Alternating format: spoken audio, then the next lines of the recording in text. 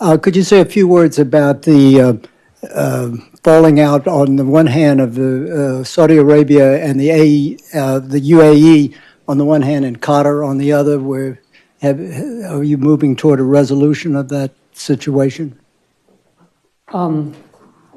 It's not a falling out. It's just we don't want to have anything to do with them. The Qataris, since the mid-90s, have been sponsoring radicals. They have been inciting people. They have become a base for the leadership for the Muslim Brotherhood, and the Muslim Brotherhood, you have to keep in mind, is what begot us Takfir and Hijrah, which begot us Al-Qaeda, which begot us Al-Nusra. The Qataris allow their senior religious clerics to go on television and justify suicide bombings. That's not acceptable. The Qataris harbor and shelter terrorists. That's not acceptable. And Nashri, the head of Al-Qaeda in the Arabian Peninsula in 2000, entered Saudi Arabia on a Qatari passport. We captured Al-Qaeda types coming into Saudi Arabia with Qatari passports. The Qataris know this. The Americans know this. The world knows this. The Qataris are funding dissidents in the Emirates and Bahrain and Saudi Arabia and in Kuwait in order to cause problems for those governments and to create instability. Why would you do this? The Qataris pay ransom to terrorist groups, including $500 million to Hezbollah in Iraq, $50 million to Qasem Soleimani, according to text messages between the Qatari ambassador in Iraq and the foreign minister of Iraq, including I don't know how much to Hezbollah in Lebanon. Is that acceptable? If we gave $1 to Hezbollah in Iraq, we'd be sued in a court down the street. And so the Qataris use their media platforms to spread hate. The Qataris send weapons to Al-Qaeda affiliated militias in Libya. The Qatari Emir was conniving with Gaddafi on how to overthrow Saudi Arabia.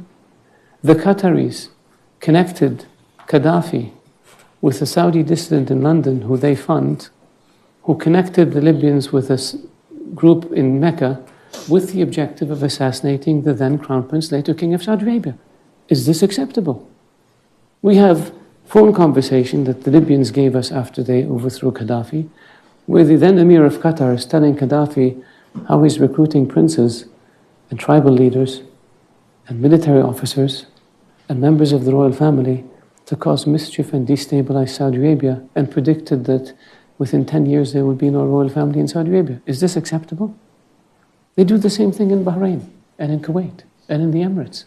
So in 2012, we cut off relations with them, the same countries. And a year later they came back and agreed that they will end all of this nonsense. And they signed an agreement. And nothing happened. So this time we said, you know what? We're not going to deal with you. Unless you change. We will not allow you. There's a list of terror finances that the US puts out, the UN puts out. And a number of them are living openly in Qatar, raising money and giving it to bad people. Is this acceptable? Shouldn't be. Why do the Qataris get away with it? Because I think people see a young country, young leadership, they buy fancy buildings, they have a nice airline, and they think, wow, these guys are really modern. But we have to deal with the dark side that I just explained. And so that's why we said, unless you change, we're not going to deal with you. Now what happened since we took this action? They signed an MOU with the US on terror financing that they had refused to sign before. They changed their laws to allow the introduction of evidence provided by a foreign government. They reduced their support for Hamas, which opened the door for reconciliation among the Palestinians. All of these are good things.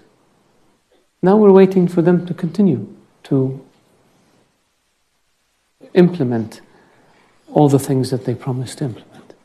They refuse to engage in a dialogue about implementing these issues, and we refuse to talk to them. And so for us, and we've said this to them, We've taken the steps that we took. No dealing with Qatar. You can't overfly airspace. You can't import things from our market. We will not. The military cooperation is still ongoing because that's a GCC issue, and with the US, so we do that. But the other stuff is all frozen until they change. And I hope they change.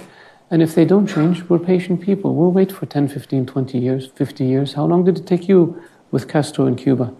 We can do the same with Qatar. We'll have no issue. It would be nice of them if they acknowledge that they have a problem, and then they can fix the problem. And the problem with the Qataris is they're still in denial. And we need to move them from denial to introspection so they can fix the problem. We have no hostility towards Qatar. We just vehemently oppose their behavior, which is very dangerous to us and has endangered our citizens and has endangered our security. And that's why we took the steps we took.